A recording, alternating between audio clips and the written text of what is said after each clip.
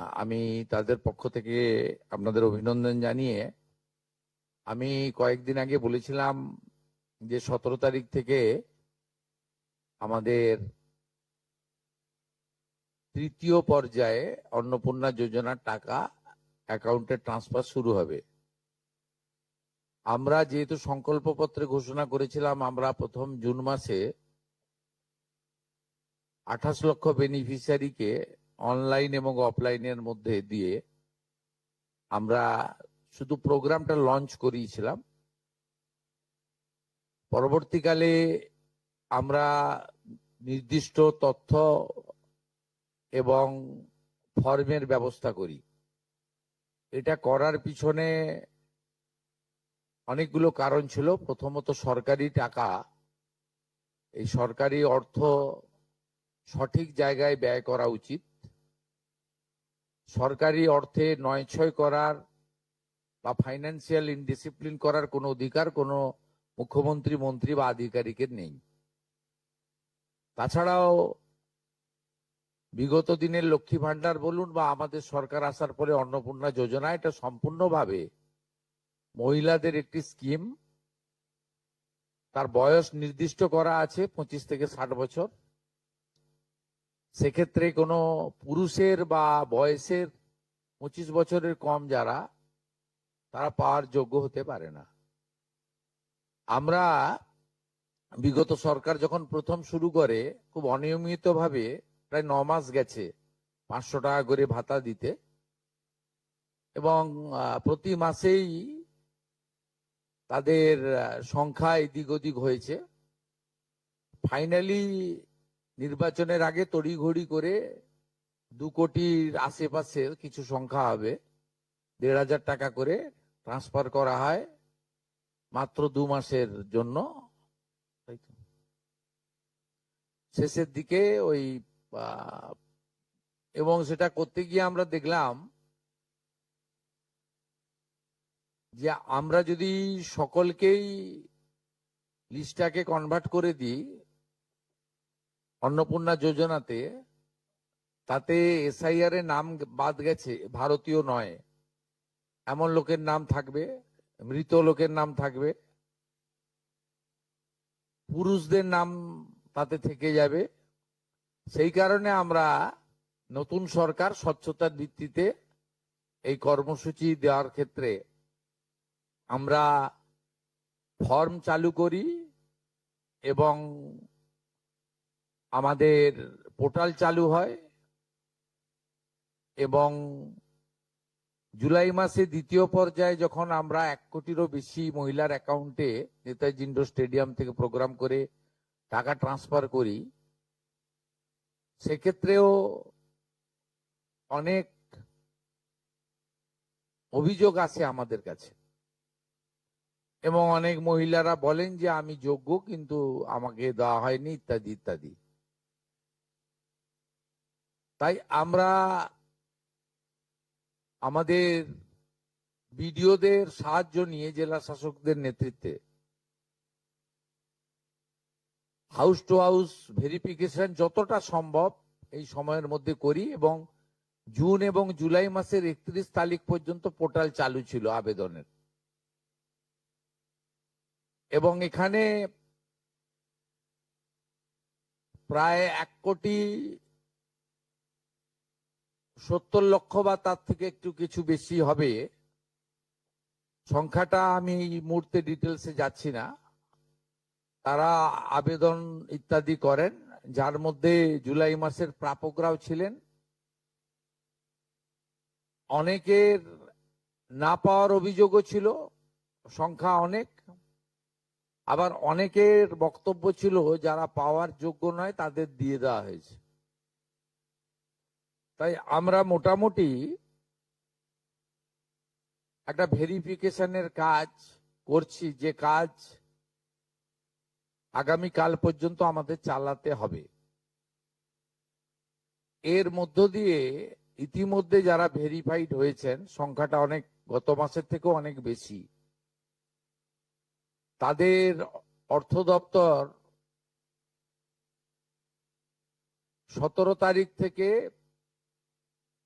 এত বিরাট এলাকা, বিরাট টাকা, 2-3 দিন লাগবে অ্যাকাউন্টে ট্রান্সফার তারা করতে থাকবেন। তো এটা প্রতি মাসে হবে না, প্রতি মাসেই যারা ভেরিফাইড হলেন তারা মাসের 2য় সপ্তাহে, আমি দেখছিলাম কিছুজন 1 তারিখ থেকেই বলতে শুরু করেছেন কখন ঢুকবে কখন ঢুকবে। মানে এরা মূলত আমাদের ভোট দেয়নি, আমাদের পরাজয় দেখতে চেয়েছিলেন, খুব কষ্ট হচ্ছে ওদের।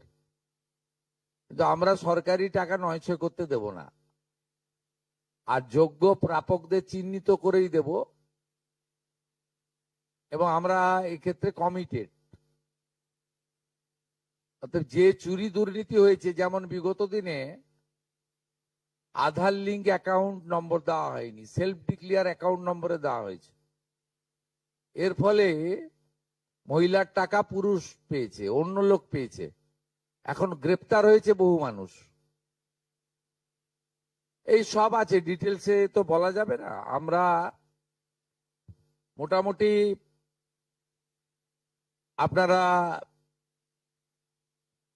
আমাদের শিশু ও নারী কল্যাণ দপ্তরের, এটা হচ্ছে নোডাল এজেন্সি, ইমপ্লিমেন্টিং এজেন্সি, তাদের 19/5/2026 তারিখে 2411-WCD নম্বর বিজ্ঞপ্তির মাধ্যমে তারা একটা মোটামুটি এসওপি দেয়, তার ভিত্তিতেই ভেরিফিকেশন হয়েছে।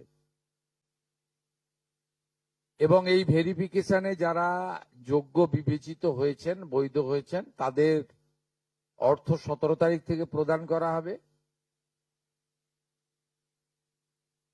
এর পরেও আমরা একটা অভিযোগ পোর্টাল রাখব, যে অভিযোগ পোর্টালে পরবর্তী সময়ে যে কেউ অভিযোগ করতে পারেন, এবং এই অভিযোগ নিষ্পত্তি করার জন্য আমরা সংশ্লিষ্ট ব্লকের বিডিওদেরকে বিশেষ দায়িত্ব,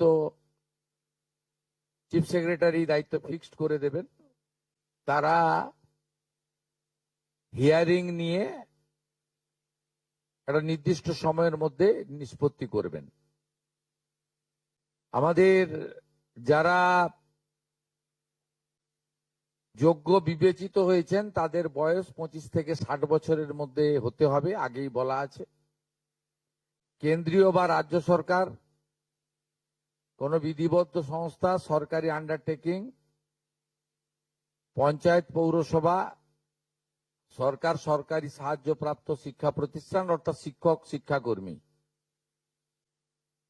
স্থায়ী সরকারি চাকরিতে নিযুক্ত থাকেন, বা পেনশনার্স আসবে না যেহেতু 60 ঊর্ধ্ব, এটা ইরেলিভেন্ট, এরা এই বেনিফিটের মধ্যে পড়ছেন না। তাছাড়া যারা আয়কর প্রদান করেন, অর্থাৎ এখন আয়করের ঊর্ধ্ব সীমা হচ্ছে 12 লক্ষ টাকা বছরে, 12 লক্ষ টাকা পেরিয়ে গেলে আয়কর দিতে হয়। যে পরিবার আয়কর দেন, অর্থাৎ যার বাৎসরিক আয় 12 লক্ষ টাকা, সেই পরিবার এই কর্মসূচি অন্তর্ভুক্ত হওয়ার সুযোগ পাবেন না।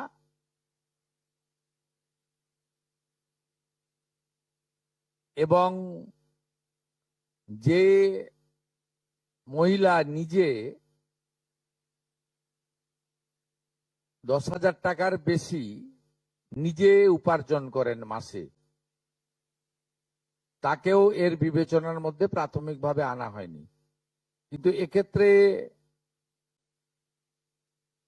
যারা ক্যাজুয়াল, কন্ট্রাকচুয়াল, মানে বাড়ির পুরুষ মানুষরা, তাদের বাড়ির পরিবারের স্ত্রী বা অন্যরা বিবেচিত হবেন। যদি কোনো মহিলা, এটা একটি নারী অর্থনৈতিক সশক্তিকরণের স্কিম, সেক্ষেত্রে যিনি সরাসরি নিজে 10,000 টাকার বেশি উপার্জন করেন তাকে বিবেচনা করা হবে না।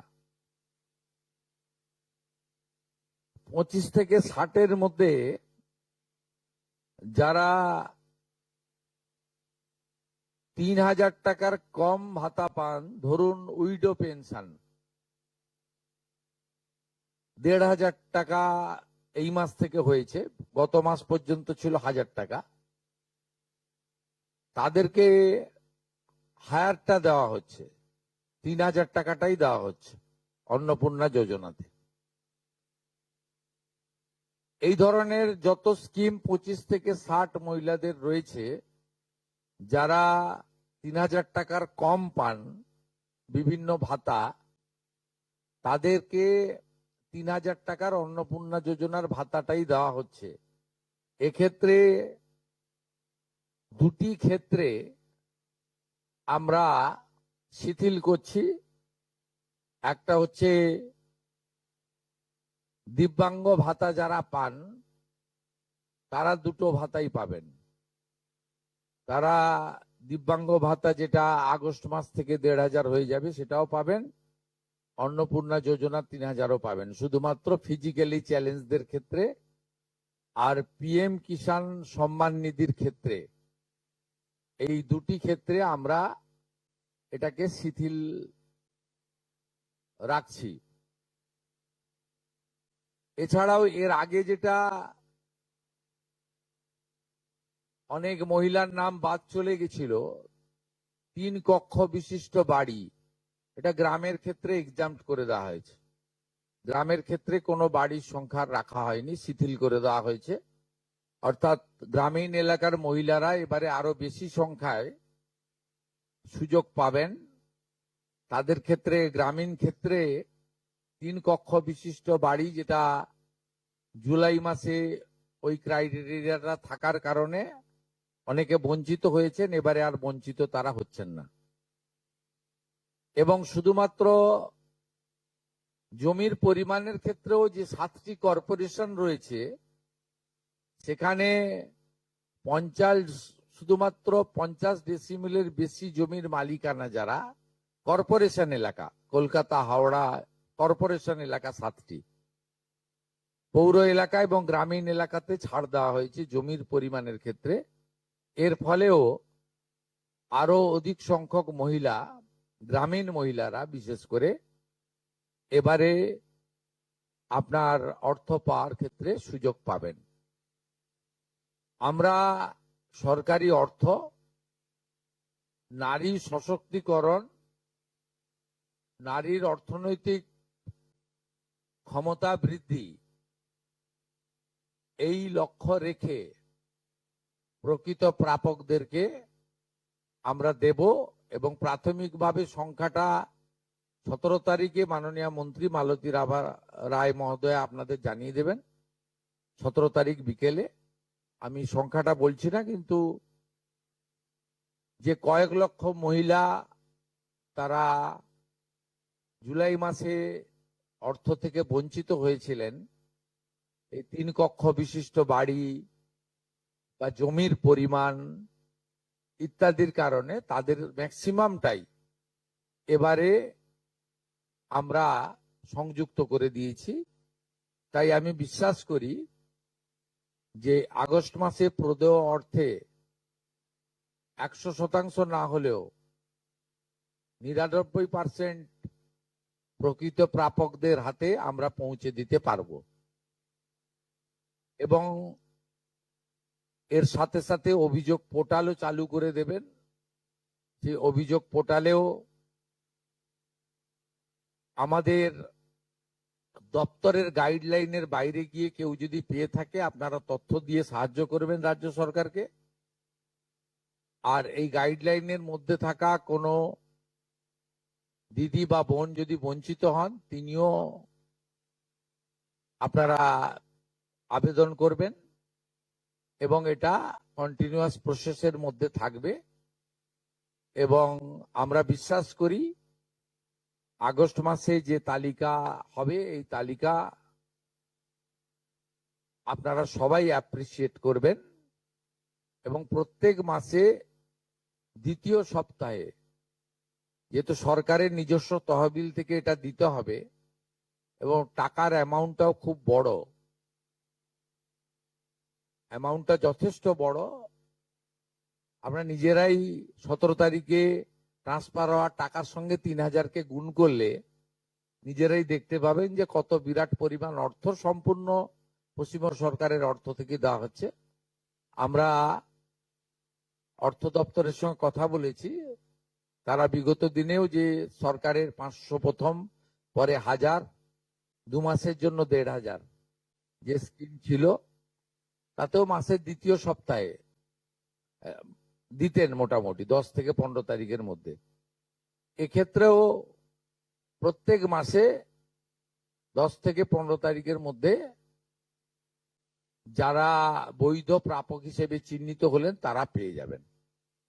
এইটা ক্লিয়ার করলাম এবং আপনাদের সরকার আপনাদের পাশে আছে।